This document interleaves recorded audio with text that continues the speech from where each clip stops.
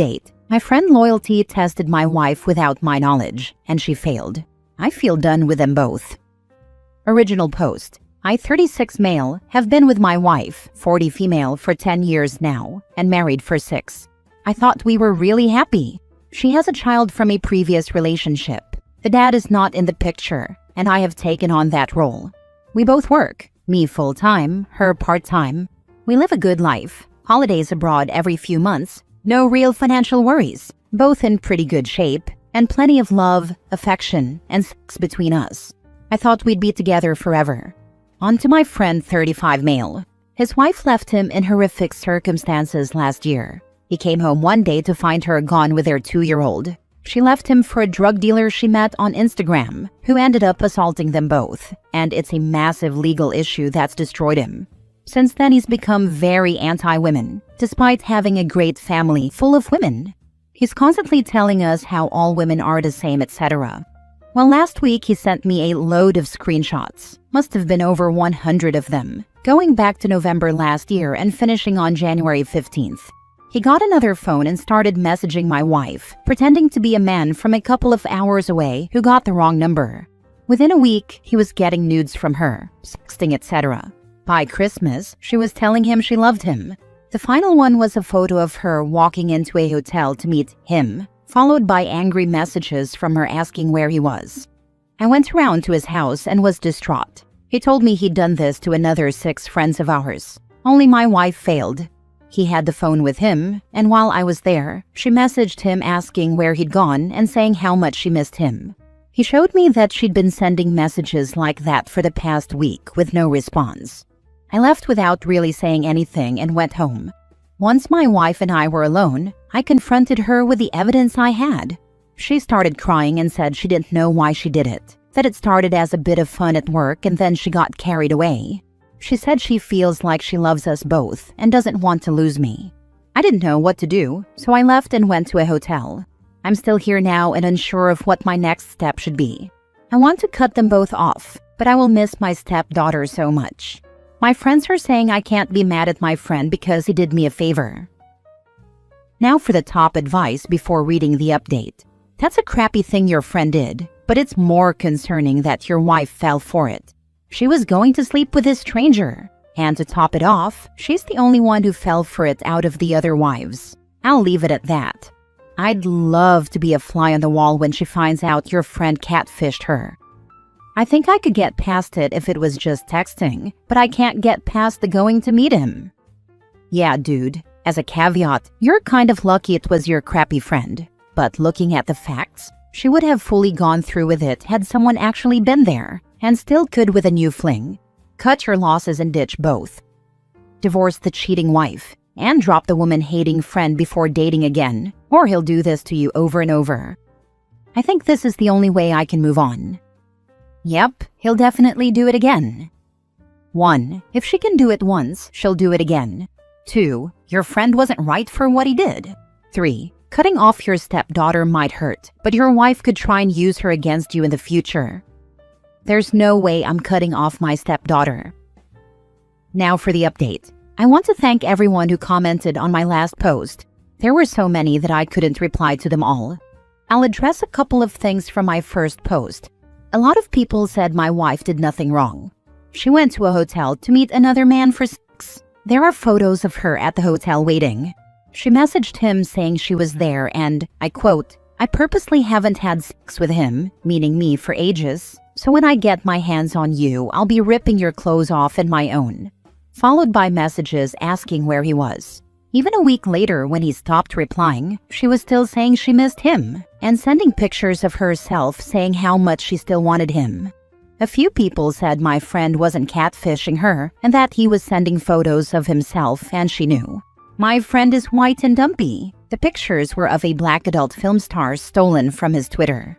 Now on to the update. First and most importantly, I met my stepdaughter yesterday. We met at a park, and when we saw each other, we both started crying and just hugged for 5 minutes. Every memory of her from when I first met her went through my head, and I didn't want to let her go for fear of never hugging her again. We sat on a park bench, and the first thing she asked was what happened. She's 15, and I didn't see a reason to lie. I said her mom got catfished, fell for it, and had been having an online affair for a few months, and that she told another man she loved him. I left out the nudes and the hotel part. My stepdaughter said her mom had told her that all she had done was message an old friend, and that I got jealous, but she said she knew I wasn't like that. Her aunt, my wife's sister, had told her that her mom had cheated, and that I had done nothing wrong. I told her I have hundreds of screenshots but wouldn't show them to her. She begged to see one so she could know. I tried to find a non-sexual one and showed her the message where her mom said, "I love you more after 10 weeks than I do him after 10 years. My stepdaughter was as horrified as I was and just said, "Oh my God." After that, we sat and talked for a couple of hours about everything. She said she still wants me as part of her life, and that when I get my own place, she'll be over all the time. She said I'm still her dad and always will be, even after I told her I plan to divorce her mom. She said her aunt and grandma both encouraged her to stay in touch with me because she told them she was scared I didn't want her anymore. I told her nothing could be further from the truth. I gave her a lift back home, and we've been texting nonstop since, sending stupid videos to each other. She said her grandma told her we can use her kitchen to bake together again, so we're doing that later today. As for my wife and my friend, I've told my wife I want a divorce, which caused a barrage of texts and phone calls that I ignored. I've told my friend I want low contact with him, but I did ask why he didn't stop once he got nudes. He said, "Because you don't get jealous, and I thought you'd probably just find it funny," which is probably true. If she told me a wrong number was texting her, I probably would have said to flirt with it for a laugh. I do understand people's point when they say I shouldn't be mad at him, because if it wasn't him, it would have been someone else. But he did target her insecurities. He knew she was insecure about her height, and said things like, "First time I finally meet an Amazonian woman at a bar and we have a good time, she gives me a false number." He also knew she struggles with having an athletic build and mentioned that his ideal woman would be tall and strongly built, and that he doesn't get the trend for short women with big boobs and bums. But at the same time, she's a detective for the police force and should have recognized she was being played. Sorry it's not an exciting update. Thank you for loving that little girl the best way you can. It is not her fault. My heart hurts for her and you. It's not hard to love. She's incredible. My life is better with her in it. Well, I'm glad that, at the very least, your daughter and in-laws are on your side in this. Your sister-in-law not lying to her niece is an example of a woman with integrity. Your mother-in-law offering her kitchen so you can spend time together baking is an example of a maternal figure who cares about her granddaughter above all else. I hope you get your divorce and use your village to stay involved in your daughter's life. Your friend and soon-to-be ex-wife are both POS, insecurities or not. But you're young and still able to start over someday while keeping the most important people in your life around. Overall, your future seems brighter now than it did on D-Day. Keep moving, soldier. Thank you. Her family have been terrific with me, to be honest. Next story. Am I the a-hole for still wanting a divorce even after couples counseling? I, 31 male, have been with my wife, 28 female, for 7 years, and we have one child together, a 3-year-old son. Ever since we had our child, I became a stay-at-home parent, since she had a job that paid more and daycare is too expensive to afford. I don't mind staying home with our kiddo, and even then I was working part-time for some extra cash. 4 months ago, she came to me and told me she was thinking about a divorce, that she had found herself attracted to someone else.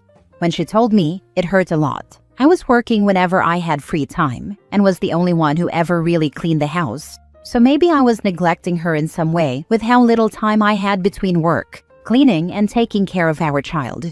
We decided to try couples counseling and see if that would help. While we were waiting for this to happen, she continued to hang out and spend time with the person she was attracted to, even after I told her how it didn't make me feel good that she chose to spend time with this guy when we already had so little time together. I just bit my tongue and waited for the day of the appointment. The day of the couples counseling appointment arrived, and to summarize what was said, I was doing everything and carrying the burden of everything on my shoulders, while she was just bringing in the paycheck. The counselor said she needed to help with tasks such as cleaning and watching the kids sometimes to give me a break. Therapist also said that if she wanted the relationship to work, She would have to end the relationship she had with the guy she was attracted to.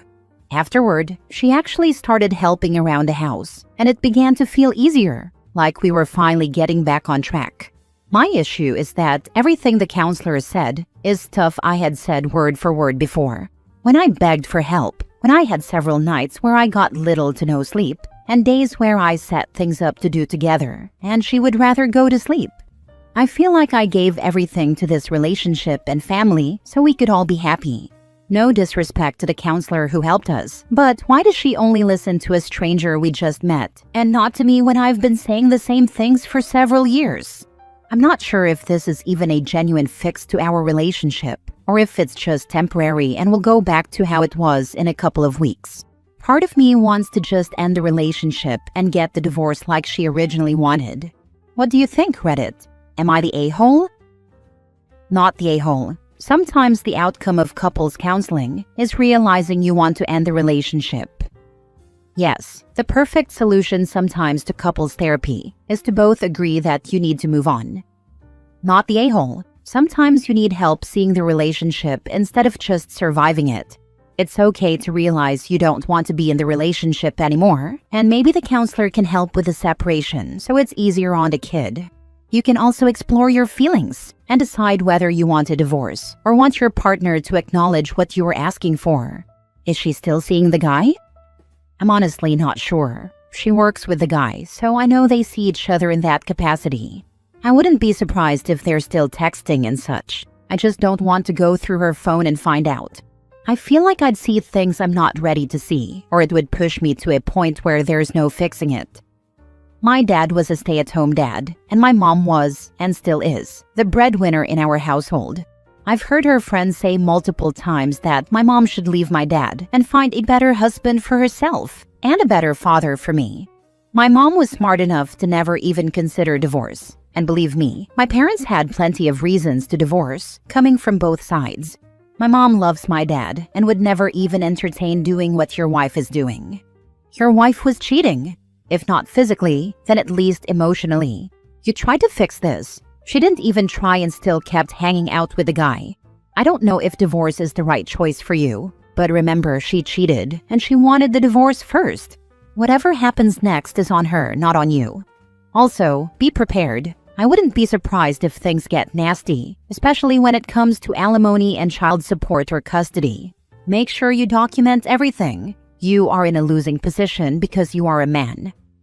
Oh bro, there's not a chance she didn't bang that guy. She did it openly right in front of him. There's no saving this marriage. Last story. Am I the a-hole? Boyfriend thought he was entitled to 100% of the sales price of a part that was thrown in on a purchase I made. I, female, bought a used motorcycle with my own money, and my now ex-boyfriend went with me to check it out. As we were talking to the seller, she mentioned that she had recently upgraded the pipes.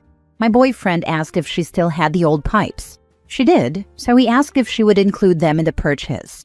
She agreed, so when I paid several $1,000s in cash for the motorcycle, it also came with a spare set of pipes worth a few $100s. My boyfriend took the pipes home and started taking pictures of them to put up for sale on Craigslist.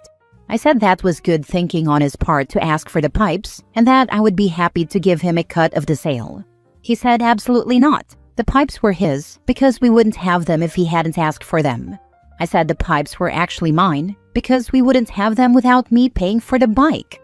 I did, however, believe he should be compensated for coming up with the idea, so I offered a 50-50 split. It turned into a huge argument, and I finally relented and let him have the pipes and 100% of the proceeds from the sale, a few $100s. Although I could kind of see his side, I always felt like he bullied me into giving him those pipes. We aren't together anymore, but I'm curious as to which of us was the a-hole. Edit. 1. It's not that I didn't care about the pipes. It just didn't occur to me that she might still have them after putting on the new ones. 2. When he initially asked for them, I thought he was looking out for me and getting them for us to keep as spares. 3. It wasn't until we got home and he started taking pictures of them that I found out he planned to sell them. 4. I'm not still upset about this, nor do I think about it very often. As many of you pointed out, it's ancient history involving an ex-boyfriend. It's just one of those gray areas where I've always wondered who was right. Not the a-hole. At best, you split it. If he were going to use them on his bike, he gets them free though. Info: how did the relationship end? You still with him? No, it ended between us. Just one of those things I always wondered about because we were both so convinced we were in the right. I think you dodged a bullet. Not the a-hole. You wouldn't have had the pipes to sell without his negotiating. He wouldn't have had the pipes to sell without your purchase of the motorcycle. A 50-50 split recognizes that you wouldn't have had the additional cash without each other's contribution. This is a very succinct way of describing exactly how I've felt about the situation. Would the seller have given them to him for free if you had passed on the bike? Zero chance. He helped you with an idea to get a better deal on the bike and the stuff that goes with it. Honestly, even asking for a 50-50 split is insane here. If I had a partner and went car shopping with them and they were going to buy the car, but I helped negotiate the seller down $2,000 off their asking price, would I try to get $1,000 or $2,000 in cash from my partner? Of course not. I'm helping someone I love get a better deal.